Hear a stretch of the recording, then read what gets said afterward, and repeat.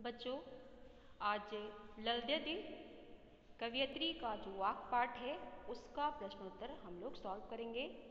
तो इस पाठ में जो पहला प्रश्न है वो ये है कि रस्सी यहाँ पर किसके लिए प्रयुक्त हुआ है और वह कैसी है।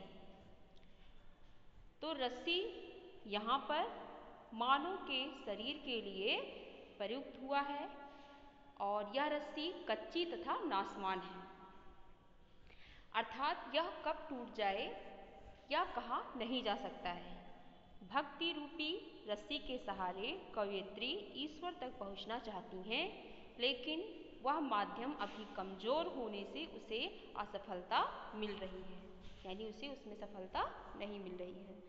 अगला प्रश्न जो है वो कवयित्री द्वारा मुक्ति के लिए किए जाने वाले प्रयास व्यर्थ क्यों हो रहे हैं। तो इसका आंसर है कि कवयित्री सांसारिकता तथा मोह के बंधनों से मुक्त नहीं हो पा रही है। अभी वो सांसारिक मोह माया की जाल में फंसी हुई है, अभी अपने को उससे अलग नहीं कर पा रही है। ऐसे में वह प्रभु भक्ति सच्चे मन से नहीं कर पा रही है। जैसे कच्ची मिट्टी के सकोरे में रखा जल, यानी कि बर्तन में रखा जल ज़्यादा देर ठहर नहीं पाता है, वो रिस जाता है, धीरे धीरे करके सब टपक जाता है, तो ज़्यादा देर तक ठहर नहीं पाता है। उसी प्रकार कवयित्री के प्रयास भी अभी कच्चे हैं, इसलिए उसके द्वारा मुक्ति के प्रयास भी विफल होते जा रहे हैं। अगला क्वेश्चन है क्वेश्चन नंबर 3 कि कवयित्री का घर जाने की चाह से क्या तात्पर्य है। तो कवयित्री का घर जाने की चाह से तात्पर्य है प्रभु से मिलना। कवयित्री इस भव सागर को पार करके अपने परमात्मा की शरण में जाना चाहती है, यानी जिस परमात्मा से उसकी जीवात्मा अलग हुई है वो फिर से उस परमात्मा से मिलना चाहती है, अर्थात आत्मा परमात्मा से मिलना चाहती है और वह सांसारिक माया मोह में भटकना नहीं चाहती है।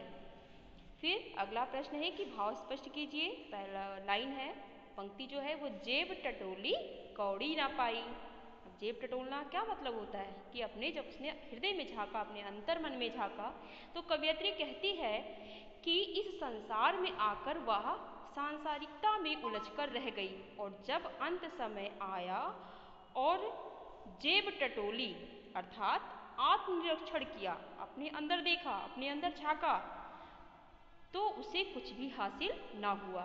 तो अब उसे चिंता सता रही है कि भव सागर पार कराने वाले माझी अर्थात ईश्वर को उतराई के रूप में क्या देगी, यानी कि जब उसने अपने अंदर झांका और देखा कि कुछ भी अच्छे कर्म नहीं है जिसे वो मेहनताने के तौर पर अपने माझी को दे सके जो उसे भव सागर से पार लगाए हैं, तो उसे बहुत कष्ट होता है। जब वो अपने अंतर मन में झांकती तो क्या पाती, कुछ भी नहीं पाती। वो देखती है कि मैं तो यहाँ बिल्कुल ही निर्धन हूँ, बिल्कुल गरीब हूँ, दरिद्र हूँ, कुछ भी उसे प्राप्त नहीं होता है। अगला है, खा खाकर कुछ पाएगा नहीं और ना खाकर बनेगा अहंकारी। प्रस्तुत पंक्तियों में कवयित्री मनुष्य को ईश्वर प्राप्ति के लिए मध्यम मार्ग अपनाने को कह रही है। मध्यम मार्ग मतलब क्या, यानी ना तो तुम ज़्यादा क्या करो, ना तो ज़्यादा तुम किसी चीज़ का उपभोग करो, ना तो ज़्यादा भोगी बनो, ना ज़्यादा त्यागी बनो, बल्कि मध्यम मार्ग को अपनाओ। वो कहती हैं मध्यम मार्ग अपनाने को कह रही हैं। कवयित्री कहती है कि मनुष्य को भोग विलास में पड़कर कुछ भी प्राप्त होने वाला नहीं है और मनुष्य जब सांसारिक भोगों को पूरी तरह से त्याग देता है तब उसके मन में अहंकार की भावना पैदा हो जाती है। जब वो सांसारिक भोगों में फंसा रहता है पूरी तरह से, तभी वह कुछ नहीं कर पाता है, और जब वह उन सांसारिक भोगों को पूरी तरह से त्याग देता है तब उसके मन में क्या हो जाता है, अहंकार की भावना पैदा हो जाती है। अतः अहंकार रहित होकर के और माया मोह से विरक्त रहते हुए ईश्वर प्राप्ति का प्रयास करना चाहिए। अगला क्वेश्चन है कि बंद द्वार की सांकल खोलने के लिए ललद्यद ने क्या उपाय सुझाया है, यानी कि बंद द्वार के सांकल को किस प्रकार से खोला जा सकता है। तो बंद द्वार की सांकल खोलने के लिए ललद्यद ने उपाय सुझाया है, मतलब क्या उपाय बताया है कि भोग विलास और त्याग के बीच संतुलन बनाए रखना चाहिए। यानी भोग विलास और त्याग, ना तो बहुत भोग विलास करके उसी में खो जाओ और ना ही एकदम से उसका परित्याग कर दो। तो इन दोनों के बीच में संतुलन बना के रखो। तो संतुलन बनाए रखते हुए मनुष्य को सांसारिक विषयों में ना तो अधिक लिप्त और ना ही उससे विरक्त होना चाहिए। और अज्ञान ही बंद द्वार की साकल है, यानी जब तक हमारे अंदर अज्ञानता है, अंधकार है, तब तक जो साकल है, जिसके जो द्वार की साकल है वो बंद है। जब तक हमारे अंदर ज्ञान का प्रवेश नहीं होता है तब तक वह द्वार क्या है, बंद रहता है। तो अज्ञान ही बंद द्वार की सांकल है। अतः अंतः एवं बाह्य, अंतः एवं बाह्य इंद्रियों पर नियंत्रण रखने से मुक्ति मिल सकती है। जब हम अपने अंतः यानी कि आंतरिक एवं बाह्य इंद्रियों पर नियंत्रण रखना सीख जाएंगे, तब इससे हमारा जो बंद द्वार का साकल है वो खुल जाएगा और हमें परम पिता परमेश्वर का साक्षी यानी कि दर्शन हो जाएगा। अगला क्वेश्चन है कि ईश्वर प्राप्ति के लिए बहुत से साधक हठ योग जैसी कठिन साधना भी करते हैं, लेकिन उससे भी लक्ष्य प्राप्ति नहीं होती है। यह भाव जो है किन पंक्तियों में व्यक्त हुआ है? तो ये भाव जो है वो निम्न पंक्तियों में, देखिए ये भाव जो है निम्न पंक्तियों में व्यक्त हुआ है।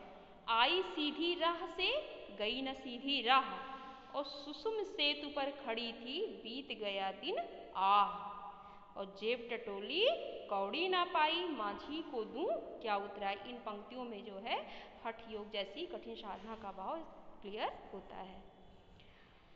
अगला क्वेश्चन जो है कि ज्ञानी से कवयित्री का अभिप्राय है, उसके कवयित्री के अनुसार ज्ञानी कौन होता है? तो ज्ञानी से कवयित्री का अभिप्राय है जिसने आत्मा और परमात्मा के संबंध को जान लिया हो, जो अपने आप को जान ले, जो अपने अंदर बसे हुए ईश्वर को पहचान ले, वही तो ज्ञानी है। और जिसे जब तक इस चीज़ का ज्ञान नहीं है वह ज्ञानी नहीं है। तो आत्मा और परमात्मा के संबंध को जान लिया हो, और कवयित्री के अनुसार ईश्वर का निवास तो हर एक कण कण में है, परंतु मनुष्य इसे धर्म में विभाजित कर मंदिर और मस्जिद में खोजता फिरता है। धर्म में विभाजित कर देता है कि तुम हिंदू हो, तुम मुस्लिम हो, तुम्हें जो मुस्लिम होते हैं वो मस्जिद में अपने ईश्वर की खोज में लगे रहते हैं, जो हिंदू होते हैं वो मंदिर में अपनी ईश्वर की खोज में लगे रहते हैं। तो धर्म में विभाजित कर मंदिर और मस्जिद में खोजता फिरता है, और वास्तव में ज्ञानी तो वह है जो अपने अंतकरण में यानी में ईश्वर को पा लेता है। भाई ज्ञानी तो वह होता है जब हृदय में बसने वाले ईश्वर को पहचान जाता है और वहीं पर उसके दर्शन कर लेता है। उससे पाने के लिए उसे इधर उधर भटकने की आवश्यकता नहीं होती है। अगला क्वेश्चन है रचना और अव्यक्ति, यानी हमारे संतों, भक्तों और महापुरुषों ने बार बार चेताया है कि मनुष्यों में परस्पर किसी भी प्रकार का कोई भेदभाव नहीं होता, लेकिन आज भी हमारे समाज में भेदभाव दिखाई देता है। आपकी दृष्टि में इस कारण देश और समाज को क्या हानि हो रही है? तो इससे क्या होता है, समाज में व्याप्त भेदभाव के कारण निम्न हानियां हो रही हैं। हानियों यहाँ लिखा हुआ, हानियां आप लोग लिख देंगे, हानियां हो रही, नुकसान हो रहा है। पहला क्या है कि हिंदू मुस्लिम का झगड़ा इसी भेदभाव की उपज है, जिसके परिणाम स्वरूप भारत पाकिस्तान दो देश बने। दूसरा है कि भेदभाव के कारण ही उच्च और निम्न वर्ग में सामंजस्य स्थापित नहीं हो पाता है। जो उच्च वर्ग के लोग होते हैं वो निम्न वर्ग में जीवन बिता रहे लोगों को हे दृष्टि से देखते हैं। तीसरा जो है वो पर्वों के समय अनायास झगड़े की स्थिति उत्पन्न हो जाती है। जब कोई तीज त्यौहार पड़ता है, अगर वो अपने तरीके से करना चाहते हैं तो उसमें लोग बाधा डालते हैं, और जब वो अपने तरीके से करना चाहते हैं तो लोग उसमें बाधा डालते हैं।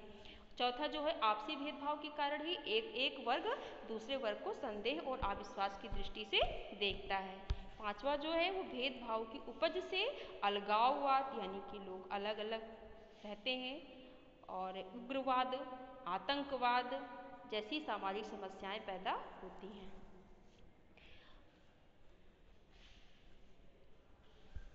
तो अच्छा, यहीं पे आपका जो प्रश्नोत्तर है वो समाप्त होता है। इसको आप लोग अपनी कॉपी में करिएगा और व्हाट्सएप ग्रुप पे सेंड करिएगा चेक करने के लिए।